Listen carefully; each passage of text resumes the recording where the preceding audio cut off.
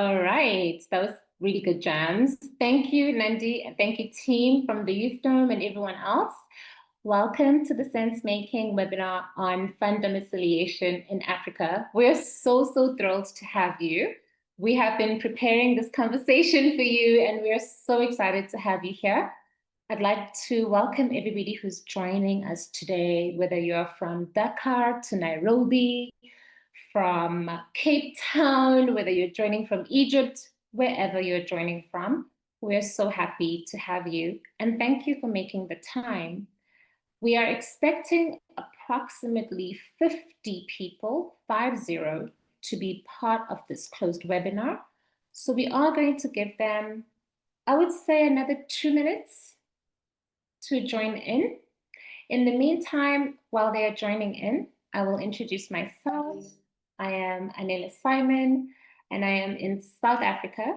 I am part of the Youth Dome team, and we are joining you also from across the continent. After the 2 minutes, once we've let everybody join in, I think we will begin official introductions. But please feel free to use the chat box to introduce yourselves, tell us where you are from, where your business is from. I know some of you have indicated that you would like to also introduce yourselves on chat, and I look forward to hearing that. But we're going to give you 2 minutes to let everybody else join in. So Nandi, if you can begin playing the song.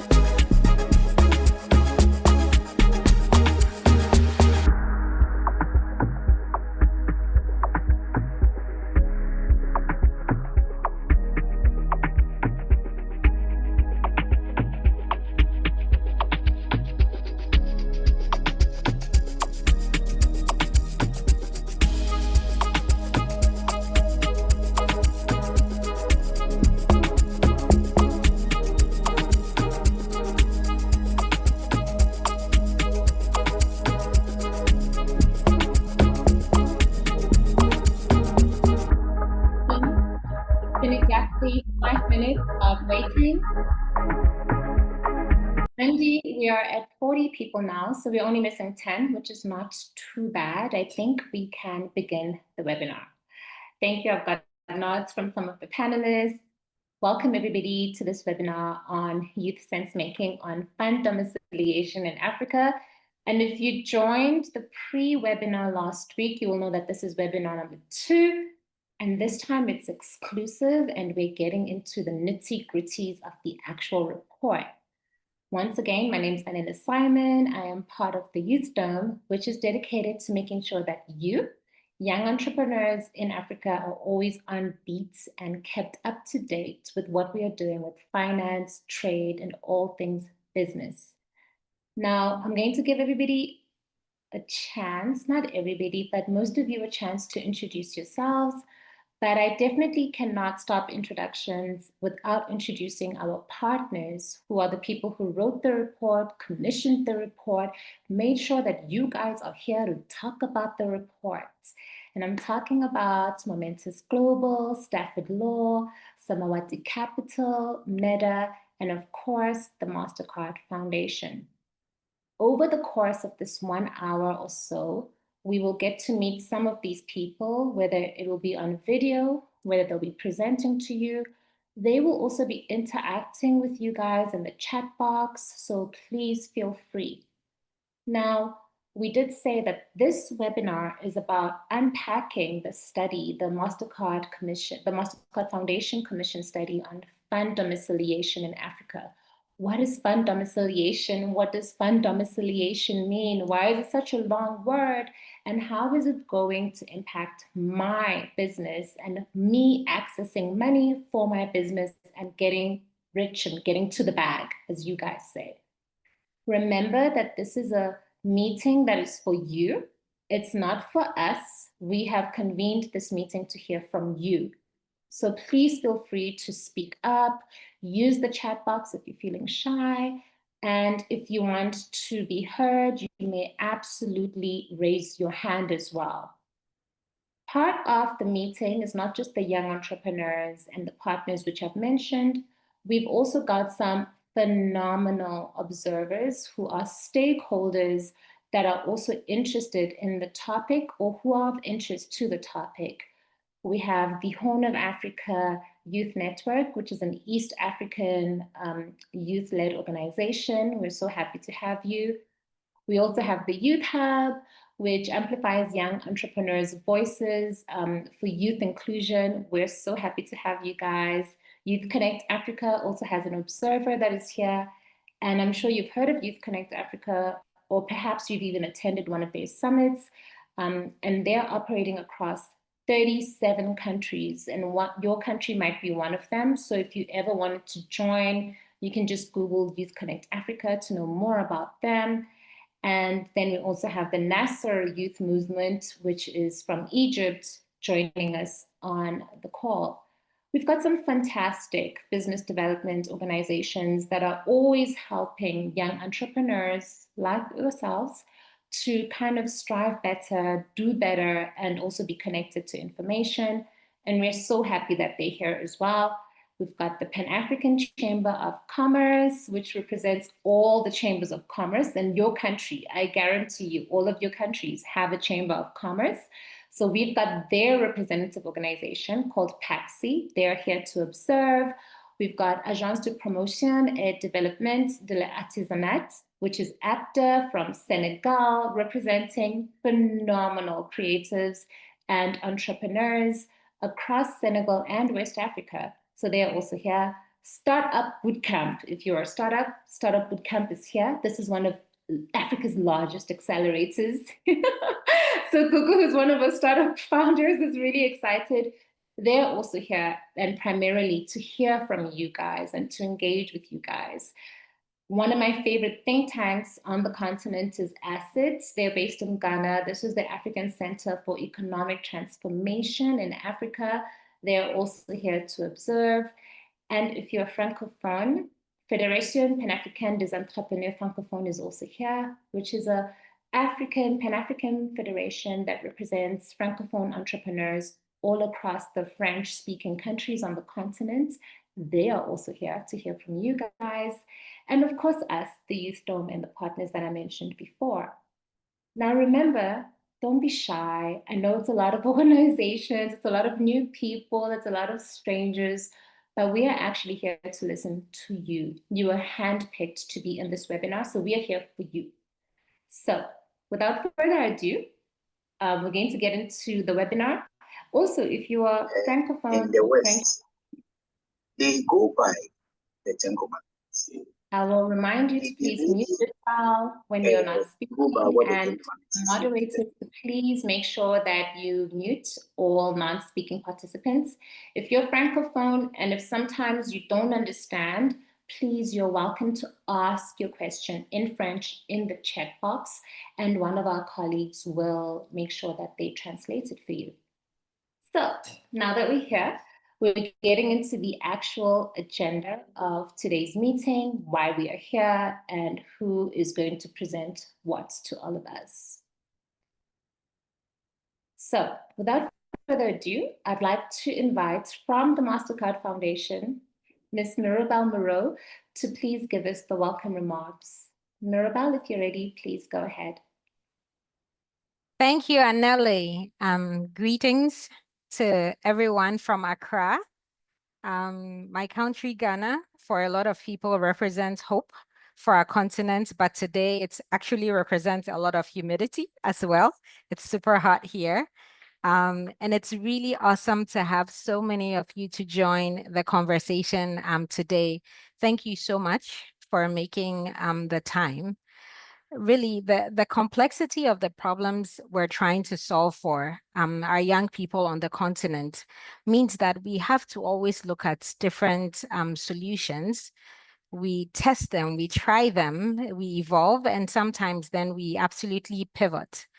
But one thing which is crystal clear is that without our young men and women around the table, whatever we create is not going to be complete. So we need to have you-centered when we are designing as well as when we're implementing these solutions. And so today, as Anneli mentioned, we're taking a deeper dive into the conversation we started almost 2 weeks ago. And it's a simple question: how do we get more funding to grow our SMEs? It's that simple, but we're specifically focusing now on how do we increase the number of investment vehicles that are located here on the continent and also enhance the ecosystem that helps them to thrive. And that's because from our work, we see this as one of the catalysts for SME growth. And financial inclusion is very important to the MasterCard Foundation, not only because it's a channel for economic prosperity, but also because it empowers young people and helps them to chart their own path. And the foundation continues to really work with many youth-led organizations across the continent as part of the broader Young Africa Work strategy, with the goal of allowing more young women and men to be able to access dignified and fulfilling work. So as we mentioned, we had the conversation about 2 weeks ago, and we've shared some material that it scratches the surface of the conversation. Now we're going to collectively roll up all our sleeves and dig a lot deeper. And so my question to you is, given your current realities, how do we take this domiciliation framework further so that we can get the results that matters most to you? So welcome again to the workshop, and we are really, really looking forward to hearing your perspectives and your opinions. Thank you. Anneli, over. Thank you so much, Mirabel. We feel so inspired, and we're just so happy and honestly very fortunate that the MasterCard Foundation is already leading. Bring the beer. Yes. We're happy that the MasterCard Foundation is already leading the charge for financial inclusion and the empowerment of young people. And I would like us to remember Mirabel's question throughout this webinar today. It's just an hour or so, an hour and a half, max 2 hours. But this is the question I would like you guys to remember, is that given your reality in your country, so not my reality, Mirabel's reality, Google's reality, anyone else's reality, you must think about your reality. How do we use this domiciliation to change our framework or make things better for us? And then just one last thing that I would make as a request to all of you today who are attending as young entrepreneurs. please feel free. You're not being judged. We are not here to test how much you know, how smart you are. In the next hour, 1.5 hours, you and I, we're best friends, we're FaceTiming, and we're talking real talk about access to finance. We're gossiping about it.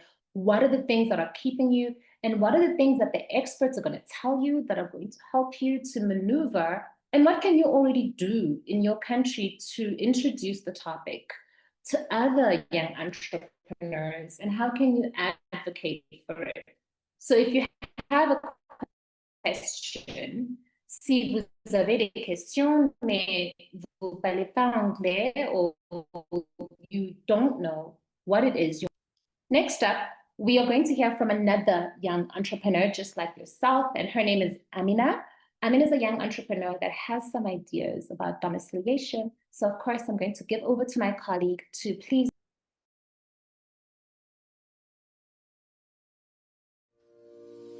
Hi friends, I am Amina, an entrepreneur with a dream to scale my dried fruit business across Africa. But like many of us, I have hit a big wall: access to finance. Here is the deal. Small business owners such as myself create the jobs Africa's youth need, but we do not get enough affordable funding. And this is where domiciliation comes in. Domiciliation is just a fancy word for giving investment vehicles a home here in Africa instead of overseas. And what are investment vehicles? Think of them like big baskets of money collected from investors. Those baskets are then used to finance businesses like mine, helping us to grow and hire more people. Right now, nearly 60% of African-focused vehicles are based outside the continent. That means decisions and money do not always match our needs. When vehicles are based here, they are closer to us and better understand our situation. This makes it easier for them to design solutions that actually fit my business needs, so I can access funding more easily. With more financing, I can grow my business and create jobs for young people in my country. These vehicles can also work with young people in my community who are farmers, accountants, lawyers, and others who know how to help me with my business, creating even more jobs. That's how keeping vehicles local can help entire communities grow together. And that's why the African Fund Domiciliation webinars matter. It's not just about money, it's about shaping our policies so finance flows into our hands, our businesses, and our communities. And trust me, the future is brighter when youth voices are in the room.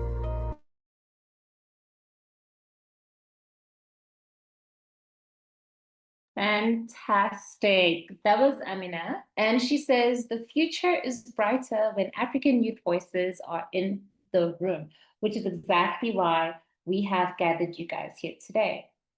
I'm going to call on some of you guys so we can hear from some of you to please just use 1 minute maximum to introduce yourself, introduce your business, and make sure you tell us what country are you from so we know who we are talking to.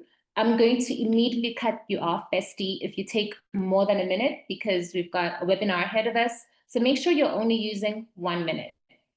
The first person I'd like to introduce is Davis, who will be followed by Phil, who is from Kenya, I believe, and Favored Walakemi, who's from Nigeria.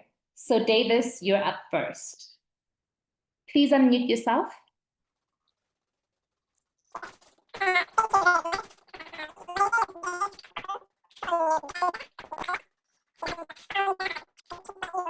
Davis, I don't think you're aware, but you have a filter on your voice, so you sound like a cat.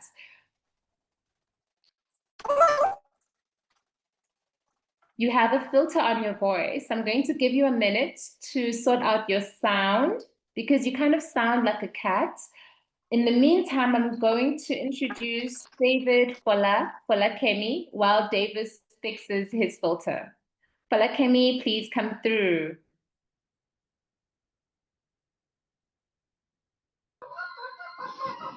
Okay, can you hear me? Perfect. Hello. Okay, thank you. Yeah, my name is Oluwokere Oluwafalakemi. Good afternoon, everyone. I'm from Nigeria.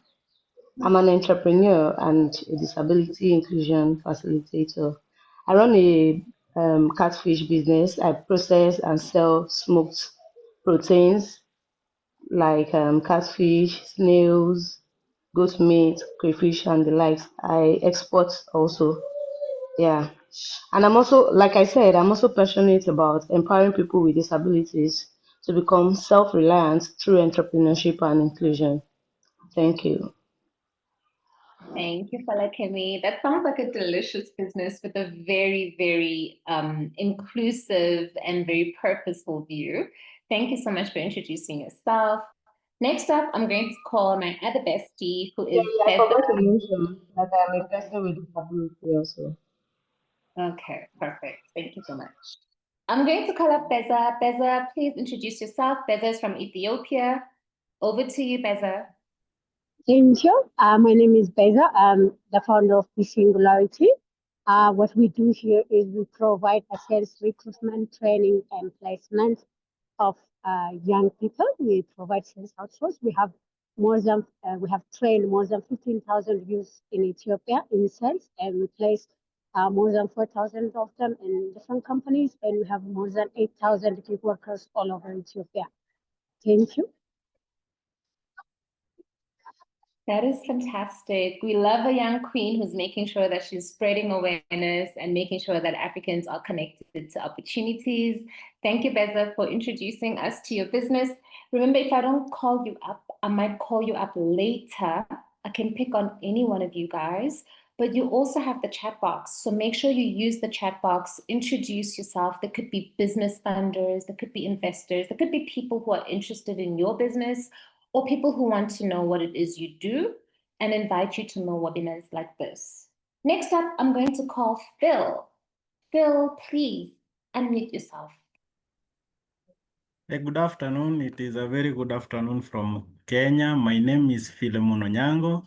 I'm the co-founder of Bagel Aquaculture Consultancy based here in Kenya. We do things dealing with the aquaculture, majorly training, input supply, and also production of fish. So I'm very privileged to be among these people and this consortium here, and I believe we shall have a very credible and a good, healthy discussion. Thank you. Thank you so much, Phil. I already see some intersections between you and Fala and the fish, because she wants catfish and you're producing fish. But thank you so much, you guys, for introducing yourselves. Remember, if I haven't called on you right now, I might call on you later in the webinar. But we want to hear from all of you. So we're going to launch a poll on the screen to ask you guys a question before we introduce our experts. What do you really think the webinar is about? I know that we did give you access to the resource hub where you could have found some background information, the Amina video we just played, and maybe you might have even Googled a little bit. But I invite the administrator to please launch the first poll, which is on a pulse check. What do we think domiciliation is about? All right. So you've got 30 seconds, okay, you guys, 30 seconds. If you're a panelist or if you're a stakeholder, that means you're a youth-led organization or business development organization such as ASSET or any of the others we have, please don't answer. But if you are a youth entrepreneur, the first question says, choose the most correct answer. This is your opinion. Investment fund domiciliation means 1, the country where an investment is legally registered, or B, the amount of money invested into African business, or C, the process of giving loans to small businesses. I'm going to give you about 10 more seconds. Everybody, please, I beg you to interact with the poll. It is totally anonymous. Nobody will know who said what, but we would like to hear from all of you. I'm counting down 5, 4, 3, 2, 1. Okay, thank you. Administrator, you may end the poll and share the results with us. Fantastic. So you're still showing us the poll. Please, can you show us the quiz results again?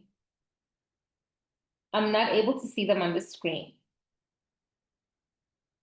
Okay, it seems that the poll is acting up, you guys, but you're going to have to trust me because the administrator has shared the quiz results with me and I'm going to read them for you. So, 1 second. It says that only 100% of you guys answered the poll. Thank you very much. 83% of you guys voted for option A, which says an investment fund domiciliation means A, the country where an investment fund is legally registered. And then 7% of you, which is 2 people, said that it's the amount of money that is invested into an African business. And then 10% of you, which is 3 people, said that it's the process of giving loans to small businesses. So 83% of you are correct. The future is so bright. And the 5% of you that didn't get it quite right, remember you can access the resource hub that we shared with you guys in the group to understand exactly what investment domiciliation is about. Now that we've heard from an expert from the Mastercard Foundation, we've heard from Anele, we've heard from some of our entrepreneurs, we've heard from you guys through the poll, we are so ready to get into the deep dive of investment fund domiciliation, specifically the Mastercard Foundation Commission study on Africa as a jurisdiction for domiciliation of investment vehicles. I don't know how to say that. I'm a first language English speaker, except I was able to say all these big words. Why did you name the study this? I'm going to ask them to come through. We have Mama, we've got Jeff and Nelson, who are now going to present the study to us. Lady and gentlemen, over to you. Thank you very much, Anele. Good afternoon, good morning, everyone. I believe this is going to be an exciting session with you also. My name is Nelson Amu, also joining from Accra, just like Mirabel did. And I would say it's one of the most beautiful, if not the most beautiful city on the continent. If you doubt it, just come and experience it. I see Google wouldn't agree with me, but yeah, Natasha is excited about that. But it's an invite for all of you to just come and feel what we have in Accra. So I'm doing this with Jeff Temba and Mami Tutua Daten. Mami is also privileged to be joining from Accra. I'm not sure about Jeff, but yeah, we can help it. Great. So, and the list ended off with quite an interesting point in terms of the name of the study, why such a mouthful, and we would seek to unpack that in this session. So, as was mentioned previously, I think at the beginning, we did this study. We have a group, so there's Momentous Global, we have Samawati Capital, we have Stafford Law, and we started this conversation basically with one question in mind: how might we drive or create an environment across African countries where you make it easy for people with funds, or you call them capital holders, to want to keep their funds on the continent and invest. And the pain point has been the fact that a lot of investment vehicles, once they want to attract investment, sometimes even from our own local pension funds, find it easier to domicile in other parts of the world, and then money finds them from there before they come in to invest on the continent. And for us, I think the good thing is a lot of you on this call, entrepreneurs, and one of the key questions we keep asking is, where is the money? Show me the money. I go through everything to build my business. I'm looking to scale. Either I'm looking for my early stage finance or the middle stage where you talk about the missing middle, or advanced stage where I need to scale aggressively. Where do I find the money?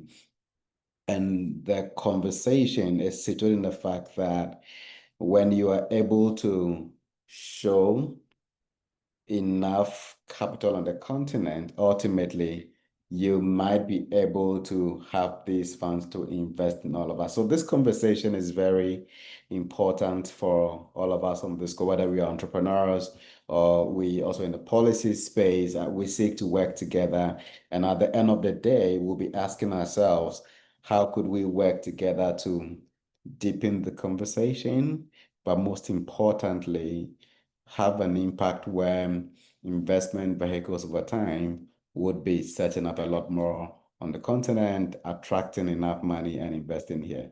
So as I mentioned, I'm not here alone. I'll be doing this with Mamit Tuataten and Jeff Temba. We are all members of the Collaborative for Fund Domiciliation in Africa.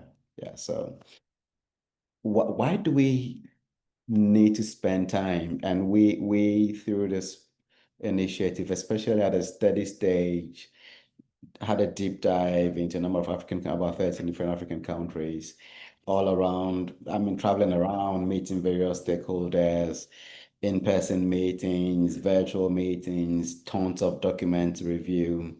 And the question is, why do we want to do this? This is, to us, not an academic activity. There is quite a strong value in making sure, as African countries, we're very much conscious of the need to build domiciles where investment vehicles will want to really set up in here. And why is it important? First of all, when you build the attractive place to get funds to all investment vehicles, and when I say investment vehicles, it basically refers to the wide range of investment-oriented organizations. It could be investment funds, impact funds, private equity, venture capital funds. It could also be various organizations who are not set up as funds, but are running investments in startups and SMEs. And what we arguing for is that, first of all, once you create the confidence and you get these investment vehicles to set up in here, you create an enabling environment for very dormant capital, sometimes idle local capital, as well as foreign capital, which could actually find its way into these investment vehicles to come in. So for example, you have instances where a lot of pension funds sit on so much money, and people are always talking about that. How would we get these pension funds to begin to do alternative vehicle investment and all of that? When you create the right environment and you get investment vehicles setting in here and everything is right for other investors, they will be able to now begin to channel these funds into these vehicles. Now, the more these vehicles attract capital, the more traction we can be looking at, because now once there is money sitting down, the next thing for any investment vehicle or fund manager would be to say, let's go ahead and invest. So with this, you are able to basically drive more capital access for micro, small, and medium enterprises who typically have the biggest challenge of being able to unlock funding into their businesses. For most of you here, if you're an entrepreneur, you would agree with me that just finding the right investors to talk to. Investors who are either looking at your sector, your ticket size, your geography, your stage of business. It could be a lot of work, but the more you have most of these funds setting up in our countries, and these funds are able to unlock investment into themselves, they are now at the place where they begin to look for us. So you now have money chasing most of the ideas we have, unlike the current situation where majority of the ideas we have are chasing just very few sources of capital. Now, once you have the money trickling into these MSMEs, the next thing is growth, because for most of the businesses who are looking for funding, it's about how do I grow to the next stage. So more funding for the businesses would ultimately, with the right system structure in place, lead to more growth for the SMEs. And the big impact that we all desire to see is that once there is the growth capital and growth is happening, ultimately these businesses are now positioned to hire more young people and more young women who could get decent salaries and what have you. So businesses get money, they grow, they scale, and they ultimately begin to create jobs. So the relevance of this conversation lies in the fact that the more we do this, the more we are likely to be in a place of businesses growing and creating jobs for young people across the continent. And most of our African countries are talking about job creation for young people. And we all know that governments may not always be the best creators of jobs. They create the right environment, businesses begin to do well, and the MSMEs are the largest source of employment in most advanced economies. If we give them the wings to do well in terms of investment capital to do well, they could also create jobs that we are looking for on the continent for young people. Now, to be able to explain the case of the 13 African countries we looked at, and especially interrogate whether they have the right environment for investment vehicles or funds to set up in, or if they don't have, what can they do for these investment vehicles or funds to want to set up in these countries. We created what we call the Fund Domiciliation Health Diagnostic Toolkit.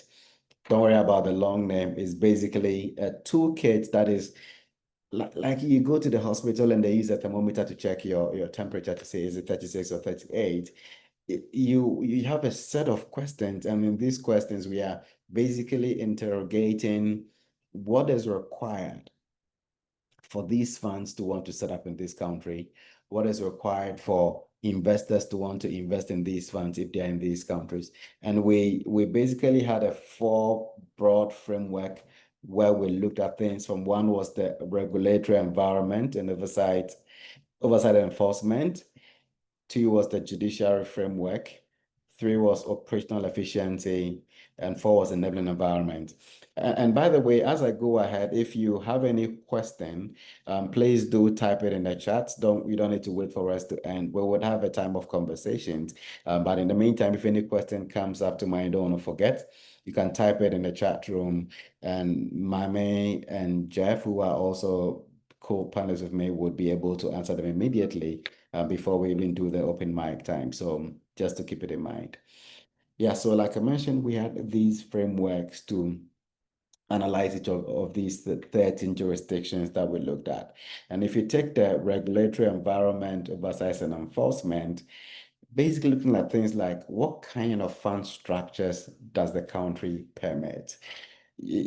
And funds sometimes want to have that flexibility of different kind of fund structures to set up, and not just a strict like say every fund would need to follow these kind of systems. So if you take any country, do they have that kind of flexibility? Number 2, when it comes to what we call a stable mechanism for regulation and supervision of funds want to see there's a bit of predictability, in how there is regulations carried out, how funds are supervised, not just a situation where things change so much and they cannot predict what could happen. The third thing funds may want to look at is a tax regime.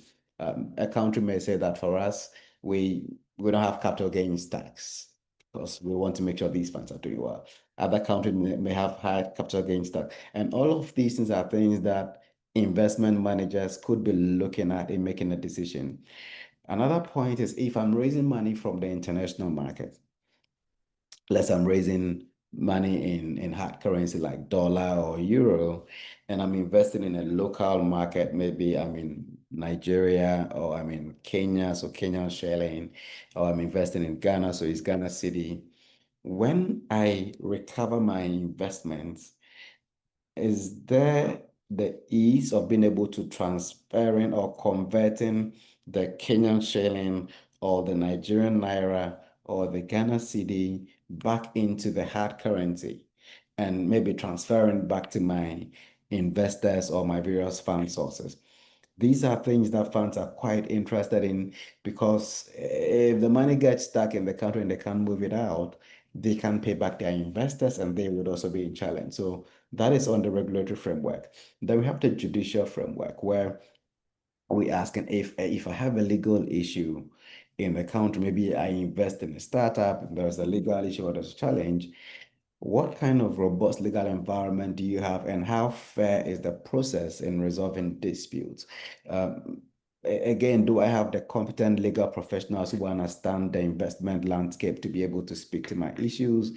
And again, are these legal procedures compliant with international protocols, so that whatever you do, I could know that maybe if I were to be setting up in Delaware or Luxembourg or any other place, I would have similar, if not the same, but at least the kind of protocols you have is compliant with what is happening in the global market. Then when we talk about operational efficiency, funds are looking for things like skilled labor. Do I have professionals who understand fund administration, so that I don't have to try to set up my own back office, but I know that I can outsource those things. Maybe if I go to Mauritius, I can readily find companies who are doing fund administration.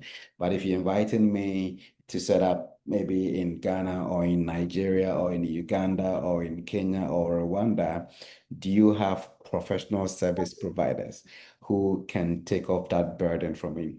Then again, things like digitization of fund operations. How easily, for example, if I need to send documentation in various government offices, can some of these things be done at the click of a button? Or I need to print tons of documents and fill them and send to an office, and then I go and follow up and they say the documents can't be found and all of that. Those are things that fund managers would like to see happen, so they could comfortably set up. And again, with fund operations, movement of funds, other banking services, how much of the banking services could actually be set to be digitized to make life easy for all of these investors. Then we have the ease of regulators. If I want to have access to regulators and legal service, civil service, do I need to go through a whole bureaucracy to knock on doors? Sometimes you need to go through somebody to have access to a regulator, or can you just walk through, go to, let's say, front desk, ask for who you would need to see, and you can have access and get the answers you are looking for? How do we make sure these things do exist in our countries? Then we also have the accreditation standards for fund managers as one of the things that fund managers would want to be looking at. Final one is the enabling environment. Again, modern financial systems, the banking systems, very modern architecture they operate in. Again, political stability. We can't overemphasize that point. Not just for fund managers, but businesses themselves would want to operate in countries where there is political stability, where there is at least democracy, as it were, and people don't have to be walking around looking over their shoulders to know what is happening. It's the money safe in these countries. And finally, we also have the macroeconomic stability and ease of fund setup. What kind of systems are in place to make sure that maybe after 3 steps, I can talk about my fund coming to life and not just being in the loop for about 24 to 36 months, still trying to set up. So these are all things that funds or fund managers look out for in setting up. So just around the previous slide, then comes to the question, what makes a good fund domicile? What makes it attractive for any fund to want to set up in any particular geography or country? So I have gone over this previously, and these points are bringing home some of the issues we raised. So for example, under the regulatory environment, we're looking at things like, how can you streamline your regulatory processes in your country? How can you diversify fund structures? So like I mentioned, the flexibility of different kind of structures that fund managers may want to see. Again, a corporate law framework which is sophisticated enough to address points. People know that it's quite detailed and address the issues that will come up for their operations. How do you have what you call the double taxation treaties? And DTTs are things that fund managers, because they may be operating in different countries, maybe have my HQ somewhere, have my investors in a different country. How do you make sure that you can have some of these benefits available for these fund managers? Also, regulatory consistency. It shouldn't be at somebody's whims and caprice to decide what should be done. But again, there should be predictability and consistency in how we apply the rules in various countries. Quickly, you look at establishing independent legal systems, which are strong on their own, institutions that can run without influence from individuals. These are things that you want to have in your country if you want to be attractive, or if you want to build a good fundament. So these are suggestions and recommendations from the work we did. Again, you need to enhance international protocols. How are you compliant with these international protocols and systems that are set up in place? Talk about enabling environment. How do you prioritize infrastructure development to support the ease of business? And infrastructure here is not just the physical one, like the buildings, but you can talk about things like your telecom infrastructure, and that makes it easy for digitization to happen. If you don't have strong telephone or telecom infrastructure or internet infrastructure, then any banks that may want to provide digital services or digitize the operations, which is also prerequisite for fund managers to come in here, wouldn't have the ability to do that. Also, how do you address bureaucratic hurdles and red tapes in the systems? And as I mentioned, is it easy to just walk through an office and have access to what you are looking for? How do you make sure there is kind of safety and security in your geography? So these are recommendations that we believe if countries are able to implement, so this at a broad level, we can get to the place where there is a lot more attractiveness for funds to want to set up in. However, our study we did now give specific recommendation per country on what each country could do to make them much more attractive.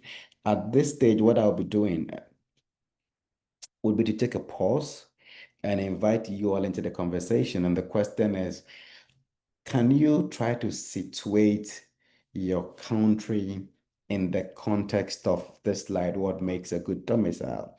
And share some reflection to, for example, the last one, Operation Efficiency, is talking about imposing currency stability measures.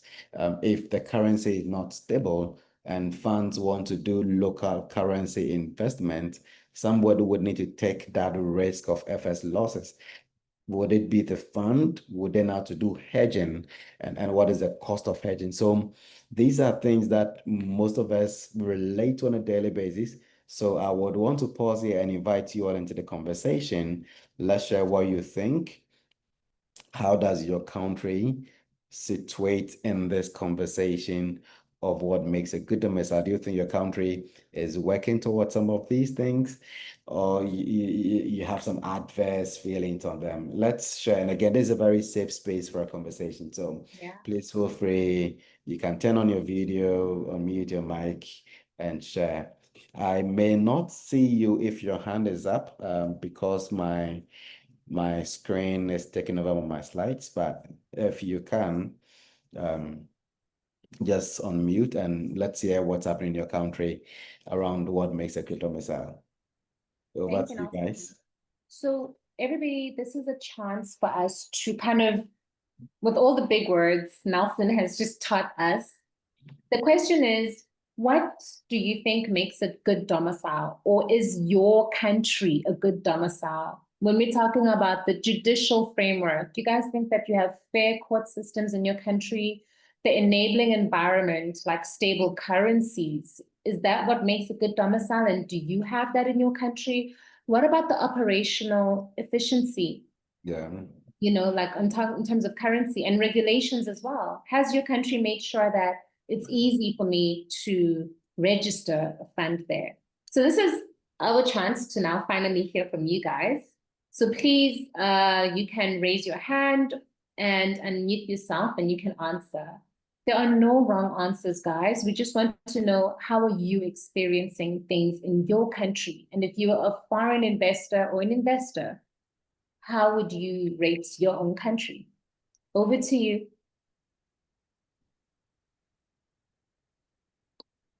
Please don't be shy.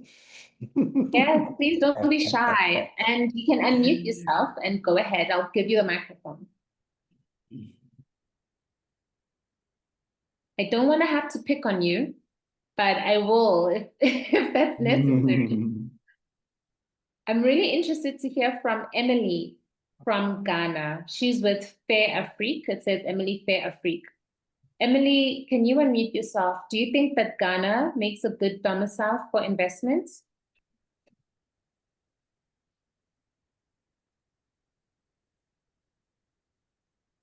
Emily?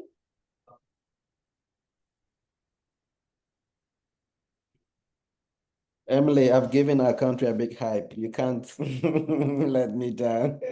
I think Aminat Ibrahim from Nigeria would like to give it a go. So Aminat, Okay. do you want to go ahead?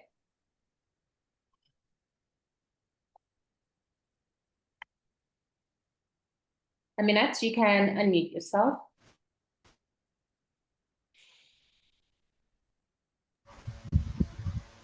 Hi, everyone. Hi, Aminat.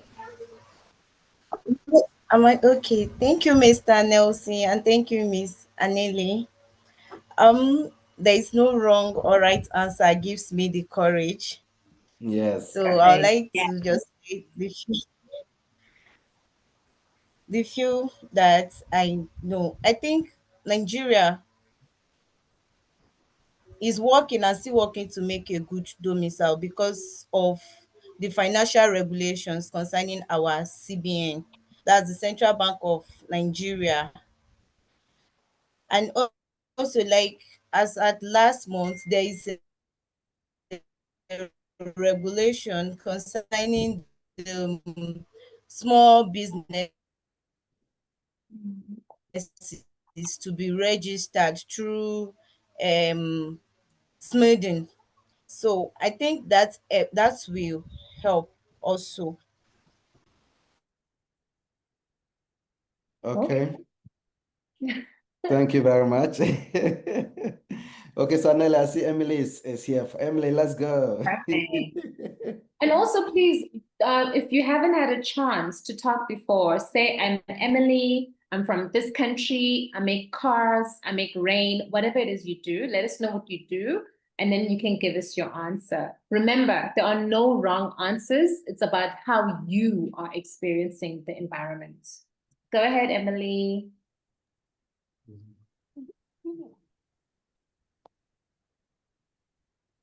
Hi, can you hear me? We can hear you perfectly. Yes. Okay. Hi everyone. My name is Emily. I work with Fair Afrique. We make chocolates. Hi Nelson. Nice to see you again. Yes. Yeah. Okay. So I have a little bit of internet challenges, so I'll be turning my camera off so that it doesn't interrupt my submission. Go ahead. Thank you, Emily. Mhm. Okay. So for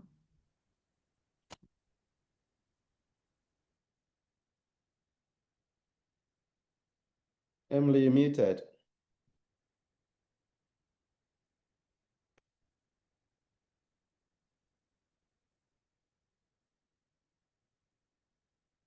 Okay, so I think we lost Emily. Anel, am I right? You're absolutely correct. We're going to bring her back. Was really, really interested to hear. But I think Queen from Nigeria. Yes. So far, we're keeping it in West Africa. I'm going to, after Queen and Emily, I'm going to pick on some Eastern and Central Africans and maybe Southern Africans if they're in the room. But Queen, how are you experiencing? Does your country make a good domicile based on what Nelson has shared? Hi, everyone. Hi. My Hi, name is Queen. Quinn. So good to be here. And yeah, I'm Quinn. from Nigeria, founder of Good Kids, and we produce African dolls here in Africa. So here's my thought. Apologies, I am unable to start my video right now, but I'll just speak. Regarding my thoughts on if Nigeria is a good domicile for funding. So yes, what I think. For so long, we haven't had that. Africa as a whole now.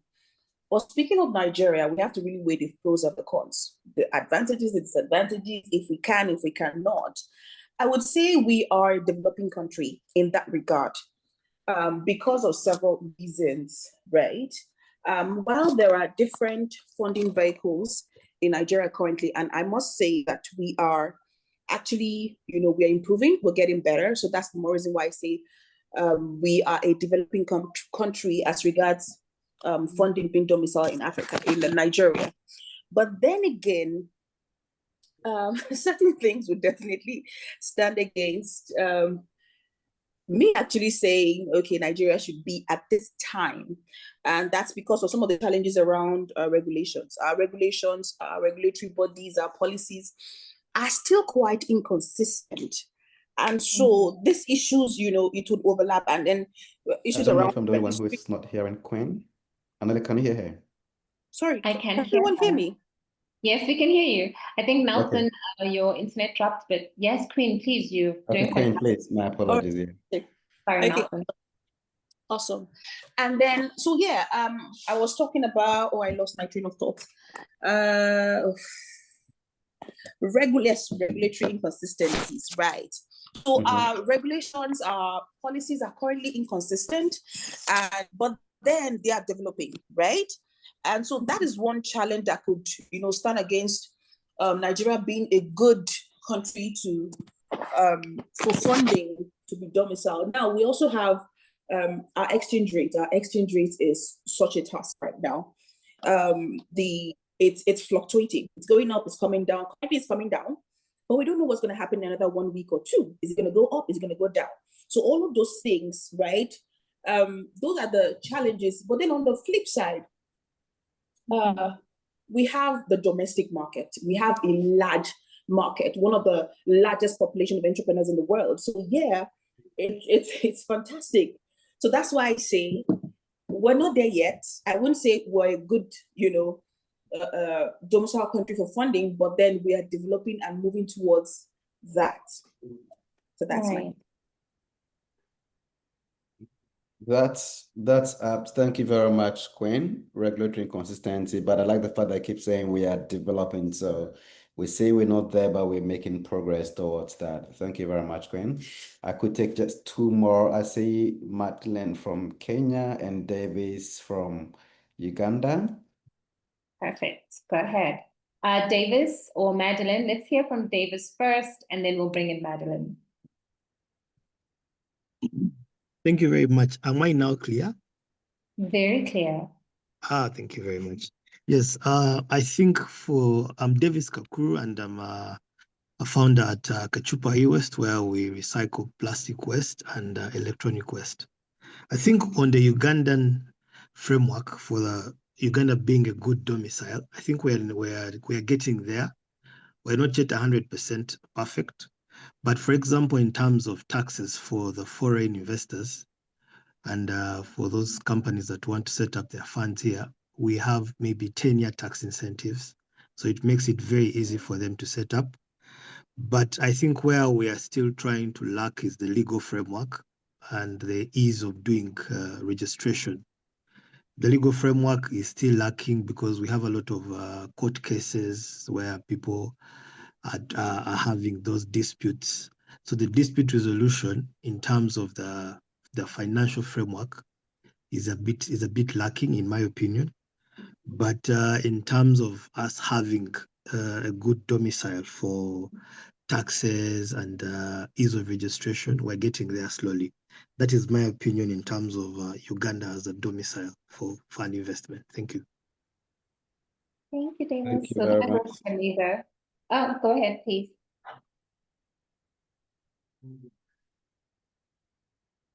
Magdalene from Kenya.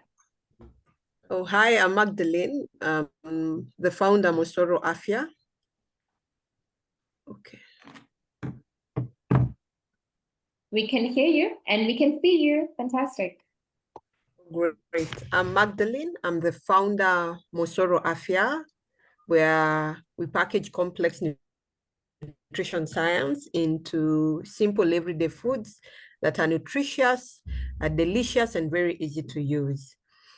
So my take on this, and what we see in Kenya, we have very good regulatory frameworks, but they work for our traditional financial institutions, but are not very attractive to private equity or venture funds.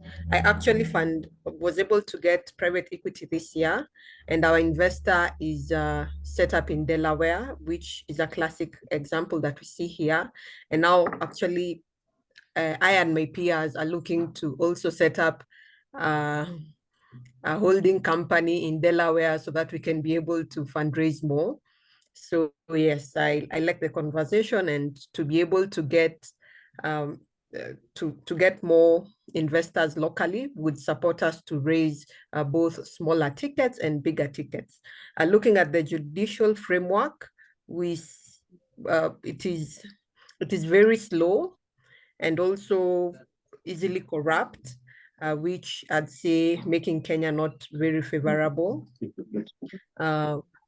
Yes, also for operational efficiency, our systems are quite slow and not predictable. So we cannot really predict outcomes, how long it is going to take us to get something done, or if you are actually going to get, even if you have all the documentation, everything set right, it is not guaranteed that you are going to get set up.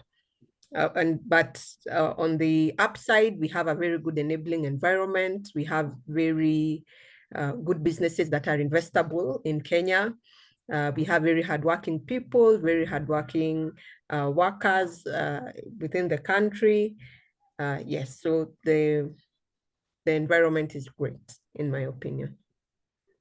Okay. Thank you very much, Magdalene. Very balanced approach on Kenya. And one of the key points that really stuck to me in your point is the fact that your investor is set up in Delaware. So you're also looking to set up your holding company in Delaware. And in all our conversations, we keep emphasizing how a number of Africa's best MSMEs are all moving to Delaware and other places just because the investors are there. And that is not exactly the best of situations we want to create on the continent. So can we now create a situation where your investor would want to set up shop in Delaware, sorry, in Nairobi, and keep you home so that you could also keep your impact and your returns and all of that within and be a bigger impactful company in Kenya than moving out. And we've seen that in a lot of countries. If you go to Nigeria, a lot of your fintechs and your logistics, all of them are moving out of the country to set up in other places because that is where the investors are. And to attract them, you need to do that. And I also like the point from Davies about the incentives we give to foreign investors. And it may be also possible to replicate such incentives for local investors. So that 10-year tax incentive, how can we also give it to local investors who might be able to also now put in money, like from the pension funds and what have you, to do more of that in Uganda? And thank you, Queen, as well, for sharing. We couldn't, and thank you, Aminat, also on the point on CBN and SMEDAN. I've actually engaged SMEDAN. I see there's quite some work being done, and we are only asking for more as young entrepreneurs from the continent. So we can, thank you. We've heard you. And I would want to show the next slide to actually present what we found in the field. Magdalene, your hand is still up. I believe it's a legacy hand. If I could move on. So let's see how the various countries fared when we applied the diagnostic toolkit to each of them. Starting off with the regulatory framework. So at the very top, and for all of the pillars we try to access, at the very top has always been Mauritius, scoring very high in that.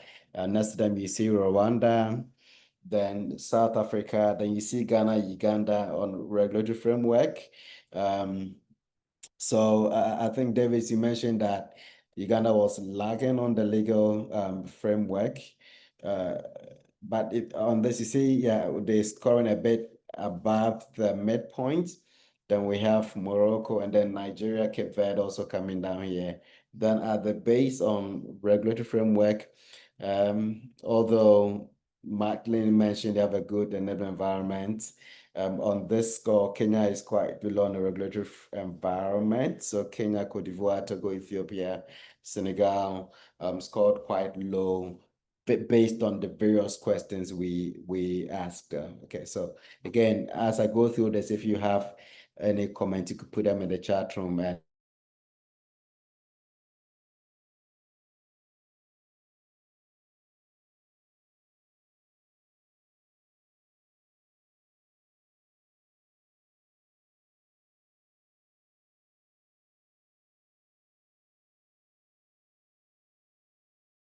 then again, Ghana, then there was a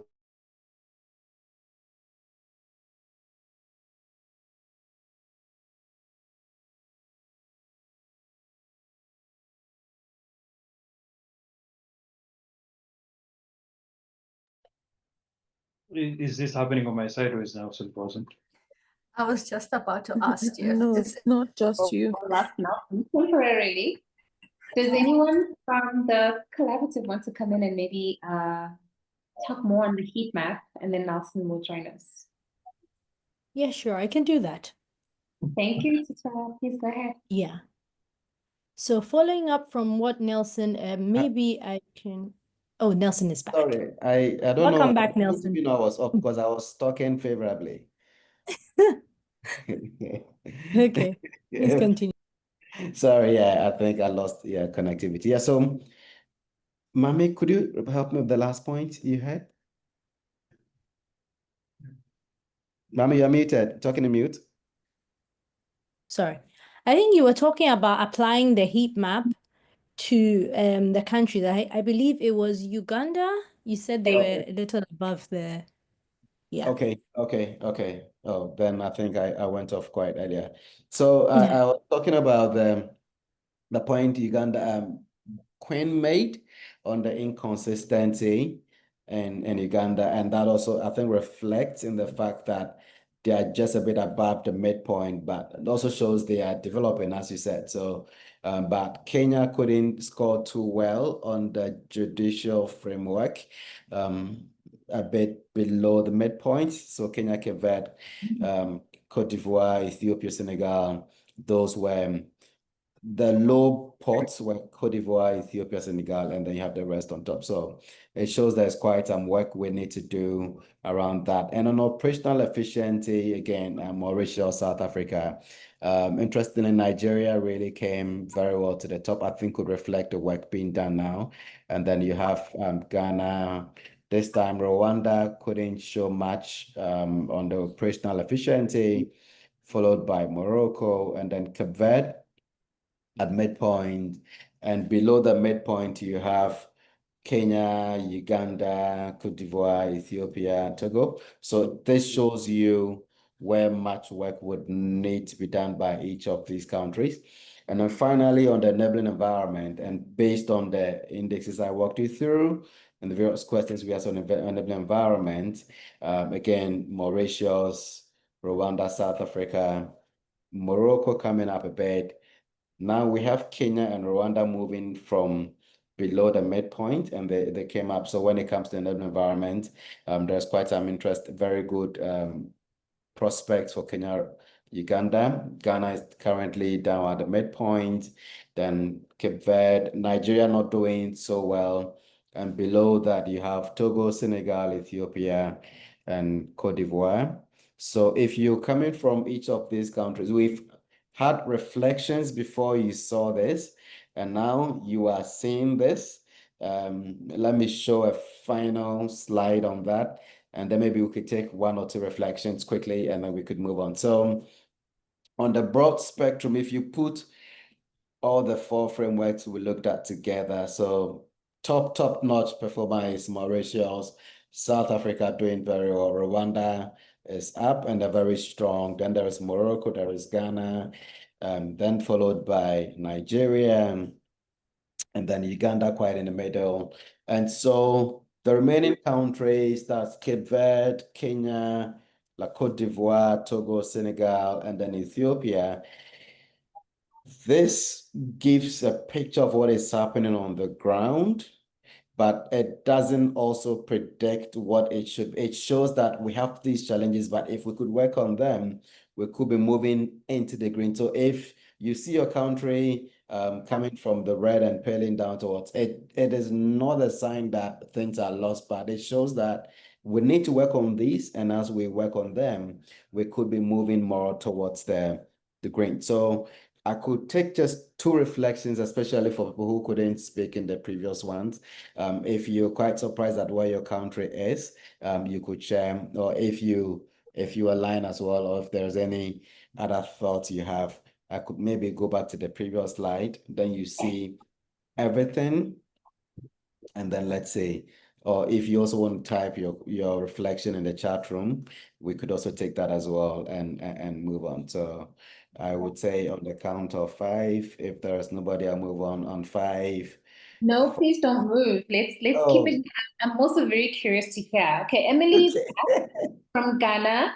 Let me see where Ghana is so I can kind of predict.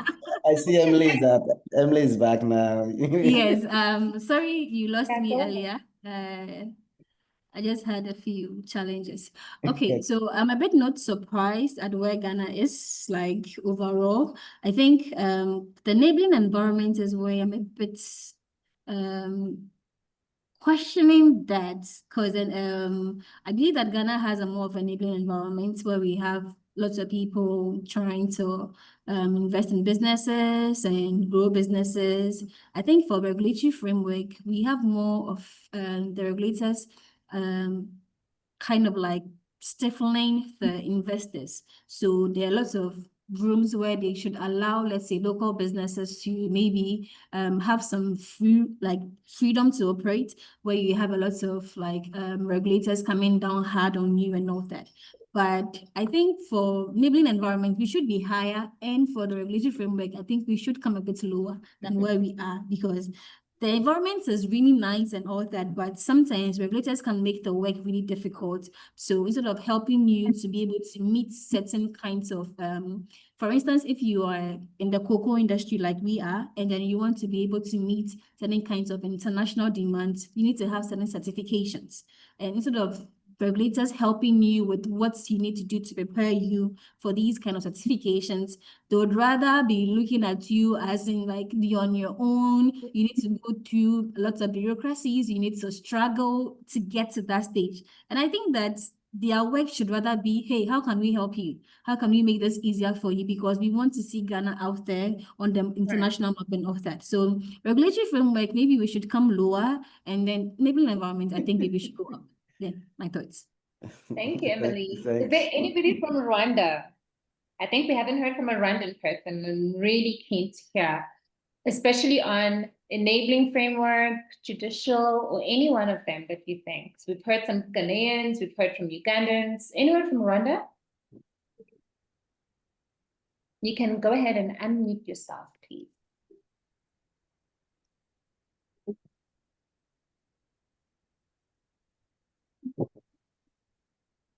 Okay. If nobody from Rwanda, does anybody from another country want to let us know, where do you think your country rates?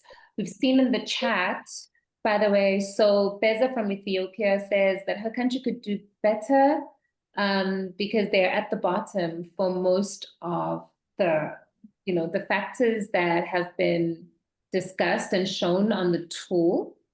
And Davis from Uganda as well has also given their views on where Uganda is, especially on the enabling framework.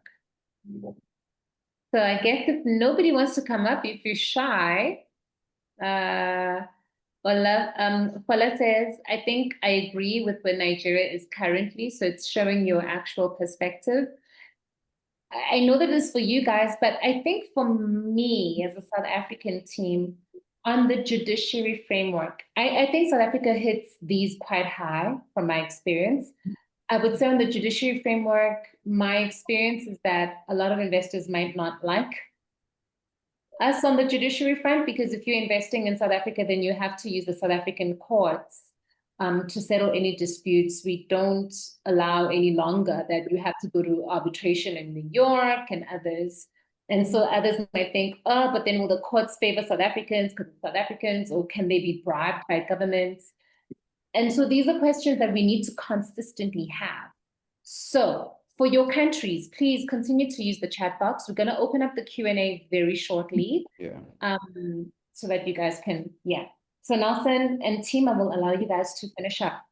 Okay, good. So this is the crux of the presentation. And for me, once we have participants really seeing the light on what is happening and appreciating deeply the context of these countries, we're basically done with what we want to achieve.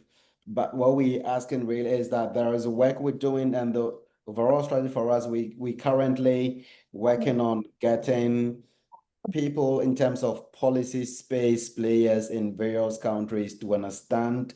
We're raising awareness about domiciliation in Africa. We getting them to appreciate the work to be done and to commit to it. And we basically looking at work from two planes. How do you draw in domestic capital as well as also mobilize international capital as you get some of these things done? And again, we say there's a huge opportunity that we've not tapped in, and the opportunity set in both the domestic capital, like as I keep saying, your pension funds in Africa are holding huge assets that we need to leverage. And once we have a lot of regulatory harmonization, you would be able to create that space and pool where there is new investment opportunities happening on the African continent. And this is not just a one-step approach. It's a very deliberately designed incubation project led by MIDA across these 3 years, where for this year and next year, we do a lot of targeted in-country engagement, working with policymakers, working with entrepreneurs, and all of that. And the countries of focus for this stage, you have Rwanda, Ethiopia, Kenya, and then there is Ghana, Nigeria, and the YMU nations like Senegal and Cote d'Ivoire, etc. Along that, you also have conversations with the African Crowdfunding Association, because we believe that there is great value if we could leverage on crowdfunding as a means of unlocking capital for our MSMEs and investment vehicles. And ultimately, we had a space where we say that the voices of young people will make a huge difference if we cannot get to the table, especially as entrepreneurs and those in an enterprise support space and policy space, to see how can we work together and to draw home the need to build attractive domiciles for fund domiciliation in our various countries. So this is a good place where we can pause now and enter the Q&A and hear from all of you on that. But thank you very much for your attention, everybody. Yeah.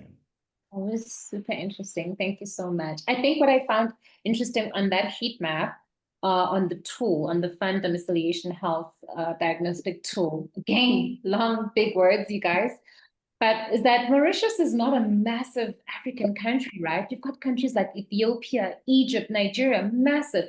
And then you have a small country like Mauritius, which I think has something less than 1.3 million people. 1.3 million people could possibly be the population of Lagos, I don't know how many times over. It could be the population of Cape Town at least 10 times over. I think we're 8 million in Cape Town. But that it's not about your population. It's about the things that Nelson and his team has shown: regulation, jurisdiction, enabling environments, and others. So this is your time to rise and shine. We'd like to hear from you guys. What are your questions? And if you don't ask a question, we will ask you a question. Okay, Belinda, I'm going to give over to Gugu. Gugu, please man the Q&A section. Thank you. And the ground rules. Okay, good afternoon, everyone. It's been incredible. It isn't just hearing, the impact that domiciliation has across the continent, not just for, these incredibly big businesses, but, my brother, please mute yourself.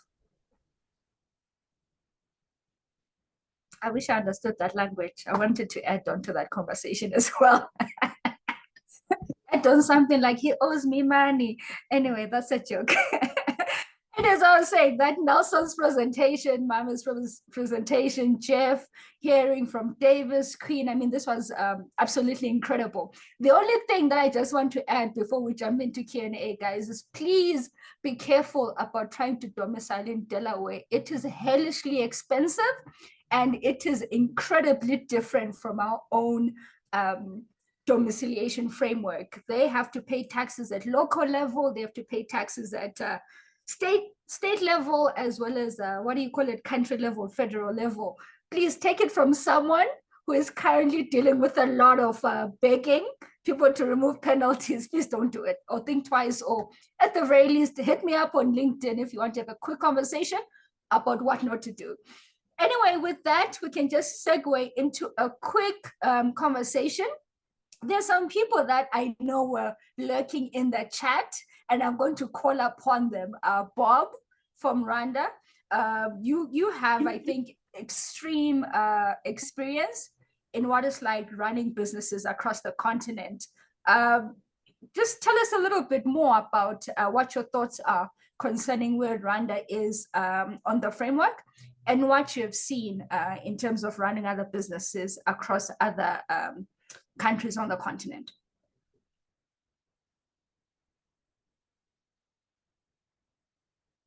Bob.